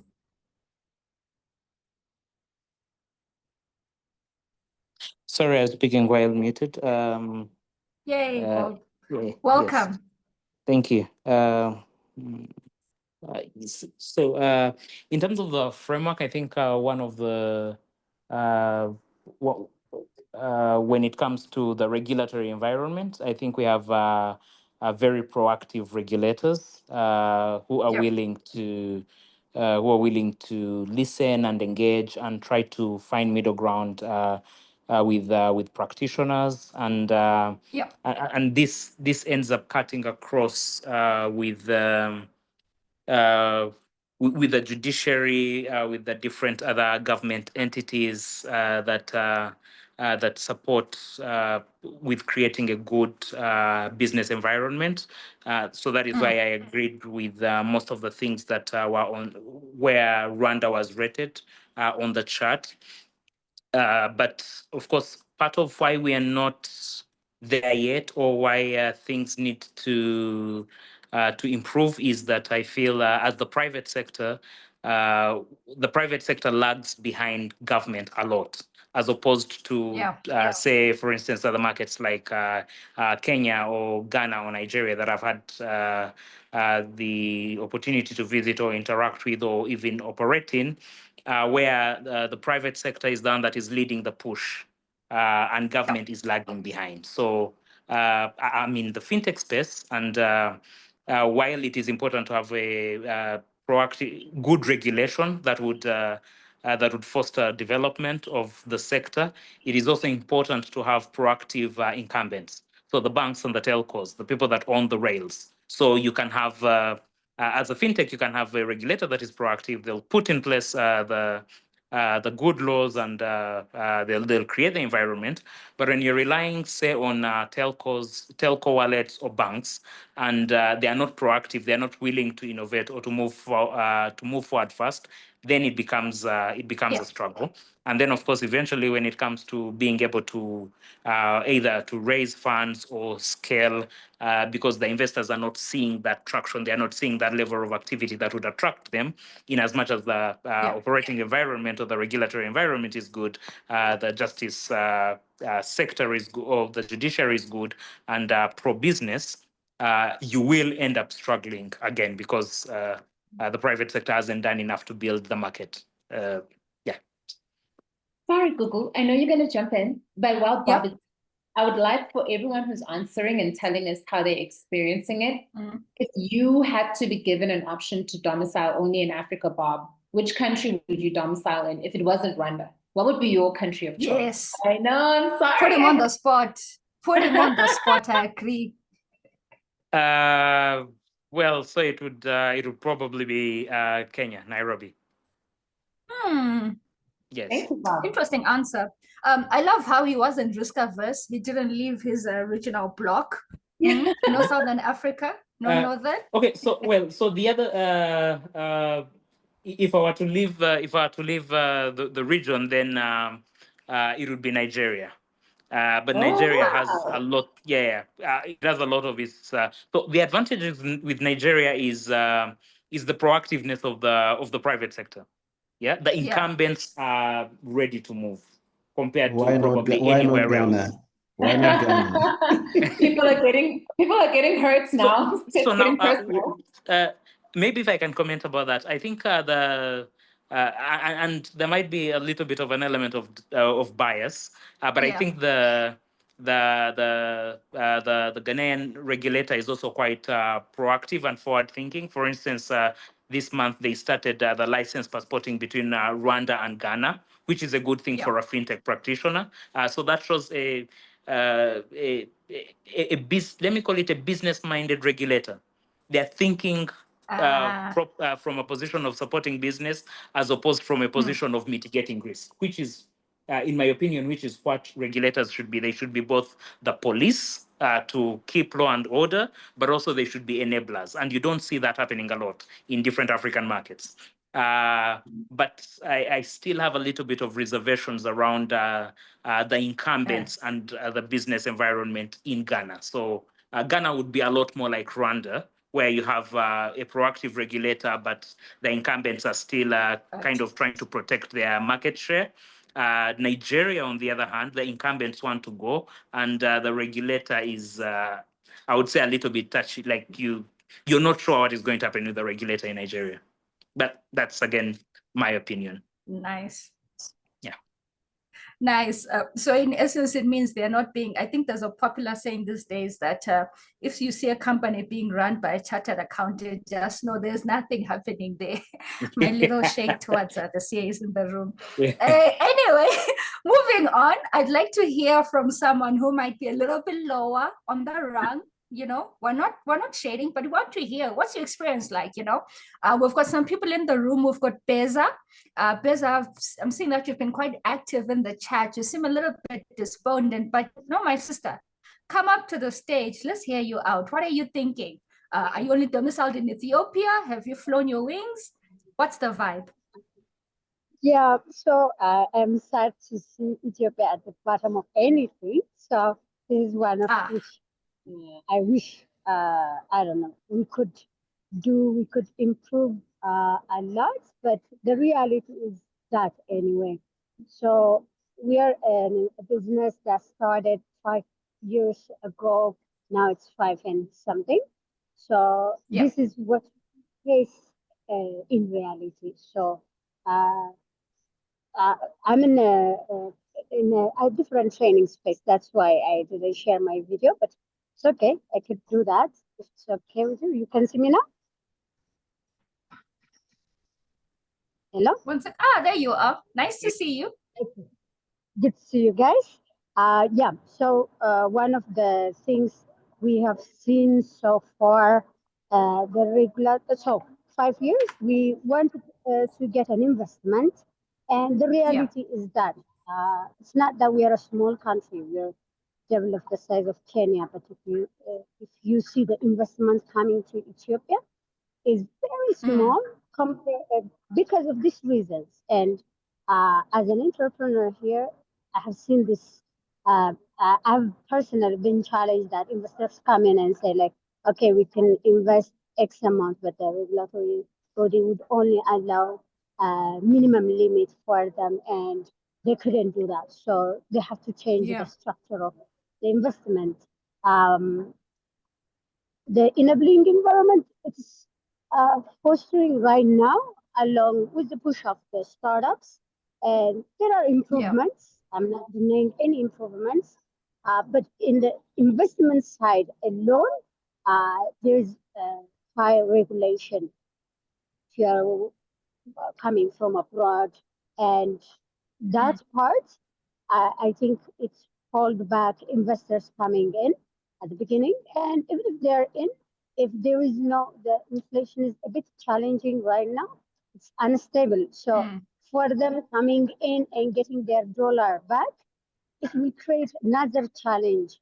So what we are facing is they rather want us to register our business either in Kenya or Mauritius, which I am forced actually to think of that, and which I don't want to do. But if I need to scale at this level and if I need to create as many jobs as possible with an investment, then I have to register by force. You understand? So I was thinking even to comment, oh, Mauritius, but from what I see, Rwanda becomes the country where a lot of like this business hubs are really growing. So I would actually would go for Rwanda. Rwanda. If not, then it would be then maybe Kenya, maybe Mauritius. But it should not be only for the investment side, but also operationally to establish yourself. That you need to have a strategic expansion, not only financial or investment perspective only. So again, as an Ethiopian, as an individual of Ethiopian person, we would fight to make sure this point, like our level, could be improved at least to get to the orange side. The red is scary, so we will fight to make it happen. Yeah, and we push some policies. Okay, no, awesome, awesome. Awesome. Thank you so much. I think you did have another Ethiopian. Sion had her hand up. Also, the budding Ethiopian entrepreneur. So Sion, go ahead. Come on stage. Hi, everyone. Can you hear me? Yes, we can. Go ahead. Hello, everyone. I'm Sion from Ethiopia. Well, unfortunately, I'm not surprised that I saw Ethiopia at the bottom of these frameworks. And when it comes to like reality and on the ground things, there's so many complex situations here. And like there's a lot of lack of transparency in my, in my opinion and in my experience. And there's a lot of like complex licensing procedures, for example. The bureaucracy is also really heavy. And then like what we're facing also just as like any business person, whether you're somebody that has a small business or a big one, is that like there's constant changes in policies.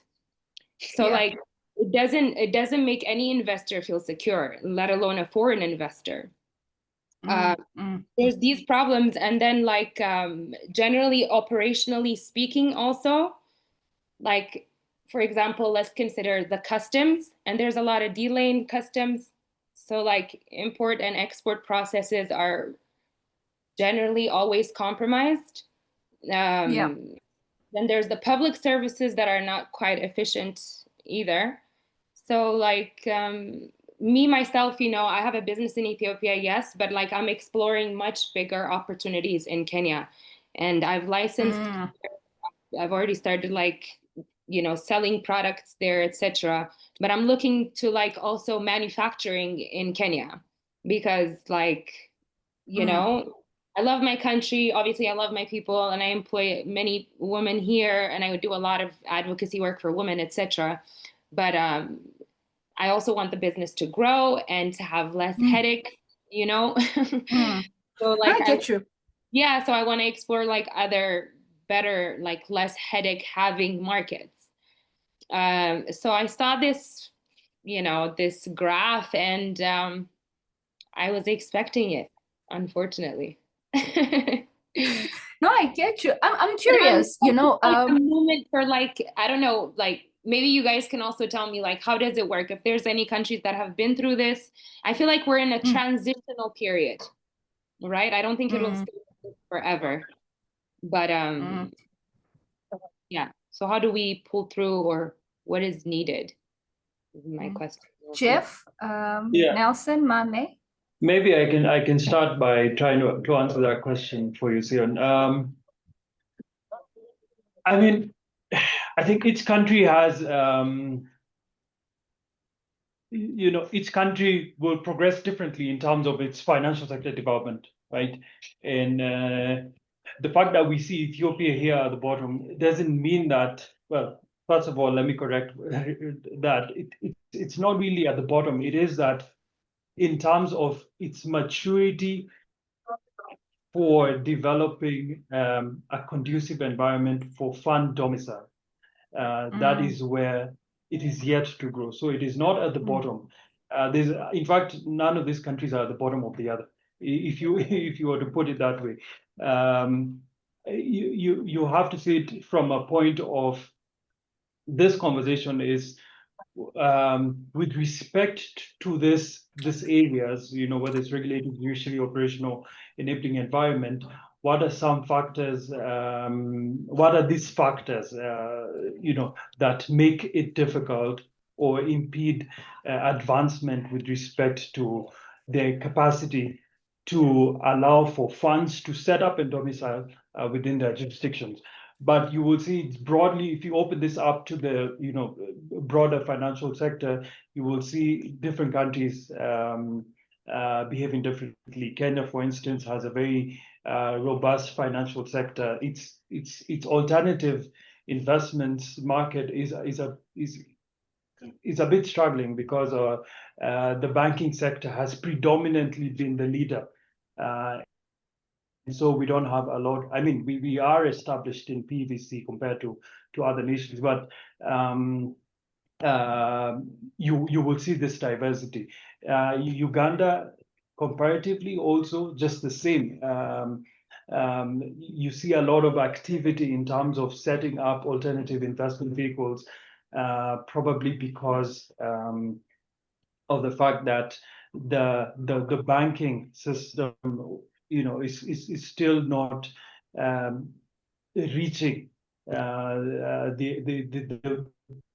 the level of that market that it's entrepreneurs they're looking for capital are reaching. So I think it's different, and you find different nuances across different countries. So the fact that you see Ethiopia here does not necessarily mean, because I've been to Ethiopia, I'm engaging in a little bit in the country there, and I see especially with the micro finance, micro level banking, that's already is quite established. Now, where it comes to the domicile and the domiciliation conversation, we definitely there's areas of improvement. And I think another caveat here is that this report is probably a year, slightly over a year since we produced this heat map. And so there's a bit of changes that have happened in Ethiopia, for instance, with the regularization. So a lot of things, or the liberalization of the economy, a lot of things that are changing. You will see the economy is opening up. The capital market is now set up and really actively trying to build up its regulatory regime. The stock exchange also, I think it's as old as the report in terms of it's like, so these changes are positive.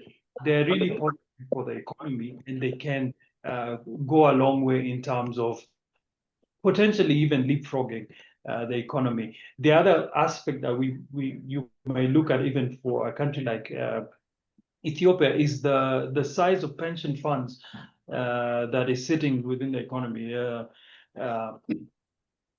Quite a huge pool of assets under management.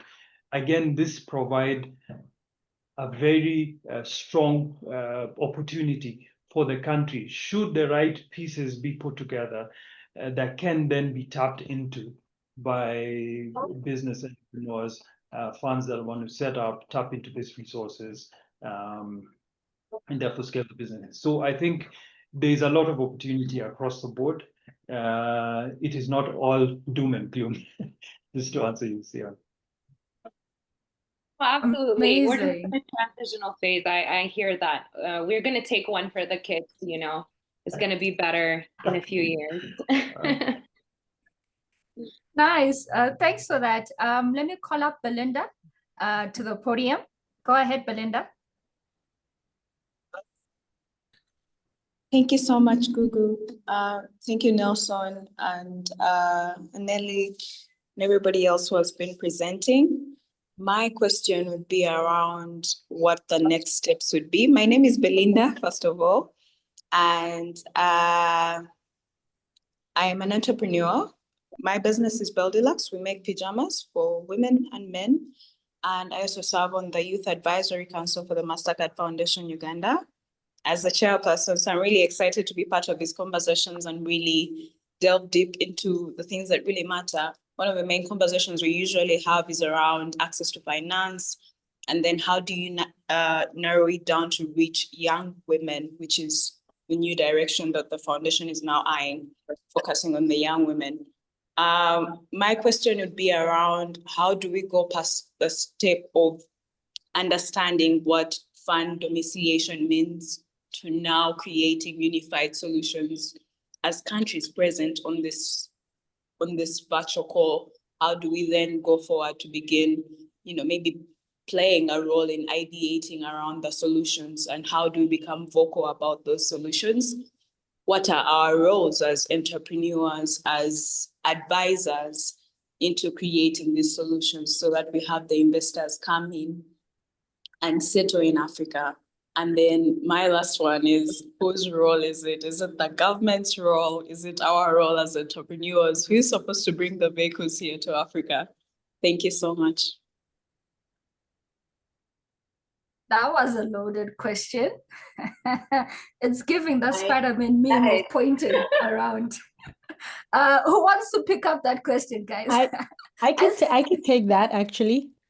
Thank you. So I'm really happy that we are looking at the solution and not just musing on the problem and just turning around the problem. Yes, the private sector has a big role to play, but a lot of these are driven by regulation and policy in the countries that we're talking about. So policy is very important, but then governments by their own may not see the value and may not have any sense of urgency. So it's really the private sector and the advocacy and the discussions and putting pressure on those that make the policies to understand the benefits to the ecosystem so that we can push for policies. So you'll see that over the next couple of years, we're going to be engaging regulators, ecosystem enablers, policymakers as well, because we think that they hold the key. However, we can't do that by ourselves, and therefore we need the voices of everybody in the ecosystem who this will affect, so that we can all join our voices together to make a case to the regulators and the policymakers that they need to drive policy that will enable domiciliation. And also looking at the success stories on the continent will help to showcase the potential of the continent to attract domiciliation. So it's primarily a policy and government issue, legislation, tax policies, incentives, all that is driven by government. But they're not going to do it unless we put our voices together and we advocate for these things in the countries. So we'll be having roundtable discussions, webinars about this, and we're hoping that we'll all join our forces together in the next couple of years to see where we can drive this conversation and get some good results. And if I could add on to that, so absolutely, I think in addition to what Mame has said, one of the things that we've seen across the jurisdictions is where the country, especially from a national strategy, political leadership point of view, where they're forward thinking in terms of what they want to accomplish for their nation, then this becomes a very strong pull towards driving this strategy forward. And Rwanda is is cited enough times in terms of that, and for a very good reason. I mean, it's almost top down. You know, somebody has to say, this is where we're going. Let's go, because we see the real opportunity, and everybody falls in line. And so there's a part, you know, within this conversation where the political economy and the government at hand can play in terms of moving the conversation forward. I think Cape Verde is also a very good example where very similarly. So sometimes it could also be driven by whatever is happening in the economy that's driving them towards this position. But I think in addition to regulators really creating the right environment, if you have a leadership that's also spot on, very proactive, driving this agenda forward, then you have almost this whole push that's happening. Mauritius is not a 1-year story. It's not a 10-year story. It's been a 30-year story in the making. And this is because at one point they sat down and said, we need to think differently. We need to look at ourselves and figure out how to make an economy of ourselves that serves our nation. And so this is what's led them to where they are right now. And so, yeah, I think that's some insights to our scientific conversation. Yeah. Awesome, awesome. I love the part that you pointed out that, you know, some of these stories, especially for Mauritius, they are not a fly by night. They've been grinding away at this, right? And it also takes, you know, your country sitting down to say, okay, cool, the reality is not where we want to be. What exactly can we do in order to push ahead? Deborah, thank you so much. Come on stage, my sister. Right, thank you, Google. My question is to Jeff. Jeff, you rightly mentioned that it's important that countries, you know, start picking up, ways in which they would want to make sure that they are not, you know, within the red lines that we have seen in there. But if you're to advise a country like Ethiopia, who is at the bottom, the very bottom of this heat map, what would you suggest to them that they pick up first? Would you suggest they go with the regulatory framework, the judicial framework, or they should begin looking into the operational efficiency, or maybe looking at having a better and enabling environment? So what is that one thing that you're going to speak to Ethiopia to, you know, look at to begin, you know, moving up the heat map?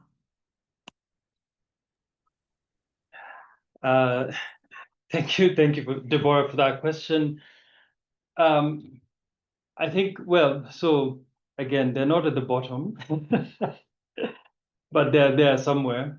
They're working. So I would say, definitely, in my view, the regulatory frameworks, the judiciary framework, you know, come at the front in terms of what needs to be done, because you kind of have to start leading by creating the environment, the legal judicial environment that that allows for, you know, a conducive framework, or provides a conducive framework for domiciliation to actually to start happening. Regulation needs to be set in place.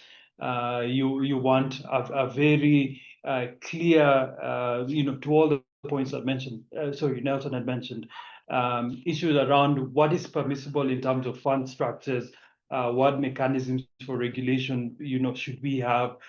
You need to think about the competitiveness of the tax regime and all of that. So all of these things need to be thought about before you, and then you can now start to think about, okay, how do we operationalize this thing? How do we, what kind of labor, for instance, if you think about, say, operational efficiencies, you would say we're creating a system, but we need now, you know, skilled laborers, skilled professional support services coming in.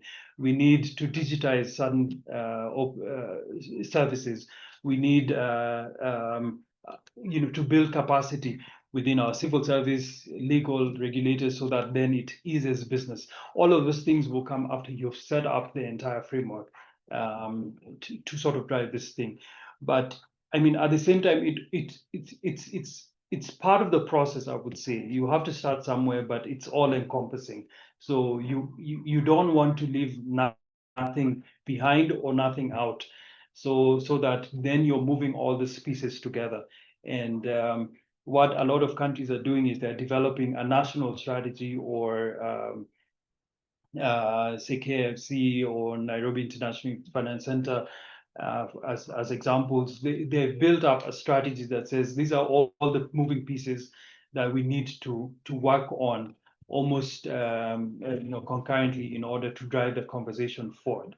I think the other thing is there's setting up a domicile sometimes there's all of these hard elements, but there's the soft elements that you will find other countries have led with. Say, for example, trying to create a let's say the culture around the jurisdiction. Is it a fun place to live in? Is it somewhere where people can be excited to come about, settle their families? Do we have school like education systems, entertainment, tourism, all of those things that sometimes may not necessarily be thought of within this framework that we've defined? But in many places, you go to Dubai or whatever, some of these IFCs, they've thought about all of these things that also create this fun place where people are really excited to come to. So there's a lot of other things so I think my point here is some things you may start with some things, but it's all encompassing, and you have to think a lot about every sort of element, not just what we presented, but the soft things as well. Awesome. Thank you so much, Jeff. Thank you so much, everyone. I think it was an amazing Q&A. We got to hear from literally everyone. I think from within the hit map, from the guys at the top, maybe represented by Angelia from South Africa, maybe Bob from Rwanda, the team from Ethiopia, and then closed off by some of the team from Ghana. So I think with that being said, we'd like to move along with the program, and I'll hand over back to Anele. Thanks again, everyone. Thank you so much, Kuku, and thank you so much, the team, the experts. We see why you are the experts, and also for everybody who interacted. It's always so exciting to see when you open up these really technical, difficult conversations that sometimes young people who are not included in, because the words are too long. The words are 9 letters in English. The education might not reach us, but actually you young people are the entrepreneurs. And even if you might not have the exact education, what you do have is the experience. And I'm so grateful to the partners for making sure we can have this conversation. And just hearing your guys' experiences and okay, before we get emotional, I think I would just quickly, before we close, I want to call up some of the stakeholders who are here. We have some fantastic stakeholders who have just been observing us from the background to say, okay, we're listening, and this is exactly, the sort of conversations that young people are saying. Just for your reflection, I'm giving you guys just 1 minute each. I'm going to start with my sister, ma sœur, Aïssatou from Senegal. Aïssatou, if we can just have 1 minute reflection from you as a stakeholder that represents young African entrepreneurs in Senegal, please. And feel free to switch on your video.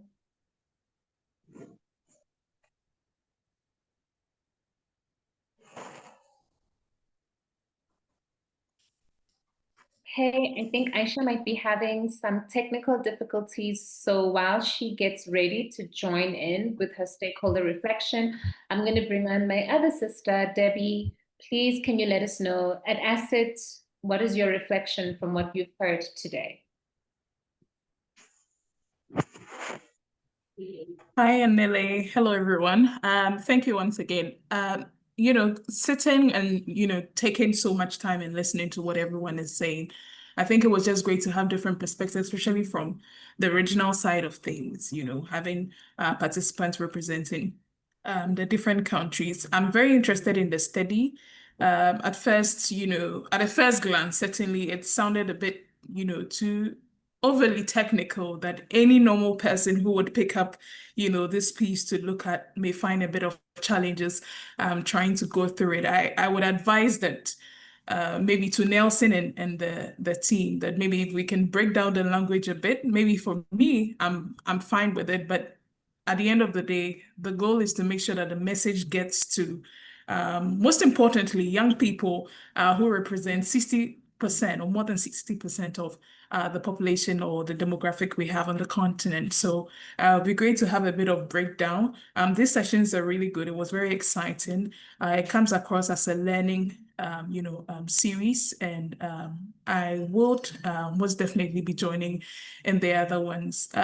Based on some of the contributions coming from the participants, I think it made, it sort of put Ghana on the not a benchmark per se, but also on a scrutiny, sort of line of things for us to, look back and then reflect, knowing that we have the AFCFTA even based in Ghana. I mean, these are, key areas that we are very keen about, because then how then do we make sure that trade is moving across? By the end of the day, the investment and the returns we are getting is also, staying back in the continent to grow the kind of Africa that we want someday. So it's been great hearing from everyone. This has been a very good one, and looking forward to enjoy the rest of the session. Thank you, Debbie. Definitely, I think breaking down the language and making it more accessible would just take the study leaps and bounds ahead. I'm going to call up on Startup Bootcamp next. So Jojo, please, what is your reflection? Right. I think it's been an incredible session. Hearing so many young entrepreneurs give their views, share their thoughts, provide really inspiring perspectives. I think it's been wonderful. I think maybe the one element that I would have loved to hear more of was an exploration around the structural causes of lack of domiciliation. And one of the biggest ones is that 80% of all, capital that flows into Africa's VC ecosystem comes from somebody else's pocket, right? So if it's my money, I want to call the tune. I want it to be close to me. I want to know, who is getting allocated to, why, I want to be in control. And that's one of the biggest structural challenges that I don't think we explored enough today. And I'm excited for us to talk about it more tomorrow, because the reality is, with such an uneven distribution and, not enough mobilization of capital from domestic pools, whether that be through, intelligent tax legislation or through, mobilizing idle funds, whether in pensions, etc., or, getting HNIs off the sidelines. It is a critical issue we have to solve if we're ever going to move beyond a place where we understand the problem and want to solve it, to actually being able to develop domestic solutions that can help us as a continent to really give our young people the chance to thrive. So thanks again for having us, and we're excited to see where this conversation goes. Thank you so much, Jojo. I think Aifatu is not available, so we will not hear from our Senegalese stakeholder youth representative right now. But we do still want to hear from you guys one last time. So we're going to do one last poll, and then we are going to go into the closing remarks. So technical team, please put up the poll on judiciary. Let's see how much people understood.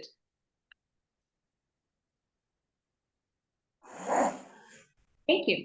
So this poll is about judiciary and dispute resolution, and it asks you, and please, all of you answer, if you are not a stakeholder, if your business faced an investment dispute, where would you trust the dispute to be resolved quickly and also fairly? Are you going to trust your local African courts, so the courts in your country?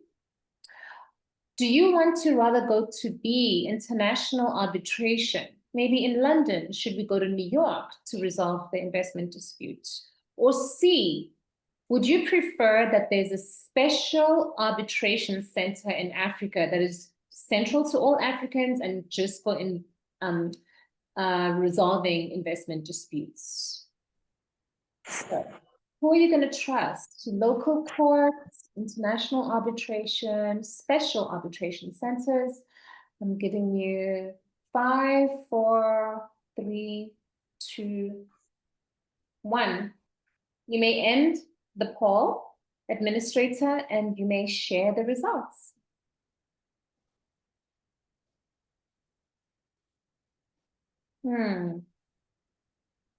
Okay, so this time you cannot view the results, but I've received them. Only 15 of you guys answered, which is sad, disappointing, but this is how you answered. 35%, which is 7 out of 20, said that you would prefer to handle the disputes in a local court. 5 of you said you would prefer an international arbitration center, such as London or in New York. And the majority of you, which was 8, said that you would prefer a special arbitration center in Africa, which is solely established for the reason of resolving African investment disputes. Okay, one last thing from me. I would say that if you maybe thought the conversation was a bit challenging, I know the words were a bit long and not always easy. You can always access the resource hub where we've already provided this information for you, okay? You can know from the resource hub, what is the judiciary framework? What are operational efficiencies? What is the regulatory environment? And other questions that might be of interest to you. Or perhaps you did access the resource hub earlier, but now the conversation has gotten you more excited. You can still access the resource hub at any time. We will not take it away from you. So now we are coming to the closing of this amazing webinar and this amazing discussion. I'm going to call Ms. Jen McBruce from MEDA to please give us her closing remarks. Jen, over to you. Thank you, Anile. Can you guys hear me okay? Really? Thank you. I found this very insightful, actually. It's always nice to hear from experts like Nelson, Mame, Jeff, and also the engaging crowd. I think that one of the things that the last person said, I think it was Jojo Okran said, which I think it's what I really want to leave us with, really, is the saying that goes that he who pays the piper calls the tune. And so domiciliation is a call to action. It's a call to action to localize domestic capital. It's a call to actions to have policies that create an enabling environment. It's a call to action for pension, life insurance funds to invest in our local companies as well. For as long as we are asking institutional investors from the global north to fund our private equity, venture capital, entrepreneurship, they're always going to ask us to do what is familiar with them. And so they're going to keep asking us to domicile in places that they are familiar with. So I think that for us, the youth, the young people, it is a call to action to drive policies that create an enabling environment. There's certain things that are within our control. A few of them might not be within our control, especially when you think about the macroeconomic environment where you can't really control that. But for youth perspective, there's something that we could do. There's conversations that we can be had. I think it was Mami who said that a lot of this work is policy driven. We need to drive policies. We need to drive incentives that enable local capital mobilization. And so for me, I'm excited across Africa. And then the other piece of it is also being comfortable. It was really interesting to hear one of the entrepreneurs who is in Ethiopia, who is looking to domicile her business in Kenya. If people in Canada can domicile in Delaware and Cayman Island, if Rwanda creates an enabling environment for me from Ghana, there's actually no reason why. It's actually a better option than going to Delaware because it's building the African ecosystem. And I think that's really what I really want to leave is that let's build an African ecosystem that creates an enabling environment for entrepreneurs, for SMEs to thrive. And as we move forward with the conversations, I think we have a lot of these conversations, but I think that we need to move past these conversations. We need, as young people, to really look. The next time you're going to vote for a government, you need to see how they cover some of these topics, and you need to sort of encourage your policymakers to bring this at the forefront of their manifestos. So that's where I think we can do something about it. It's not just up to those policymakers, but it's up to us to hold them accountable, to make sure that this is part of the conversation. Without capital, we won't be able to build the Africa that we're looking for. So thank you for participating. Thanks for engaging conversations. I personally learned a lot. Looking forward to the next round of conversation. A big thank you to Anele and your team. You make the conversations very enlightening. A big thank you for Nelson. As I listen to you, each and every time you make domiciliation, which typically becomes a difficult conversation, you break it down in ways that are much more understandable and much more absorbable. So thank you, Mohammed. Thanks, Jeff, and all the team from Samawati Capital and also from Momentous Global, and also my colleagues. And of course, thanks to the Mastercard Foundation for sponsoring us. Looking forward to the next set of conversations. Again, back to you, Anil. Thank you so much, Ms. McBruce. That was awesome. And I think for me, what stood out is a call to action.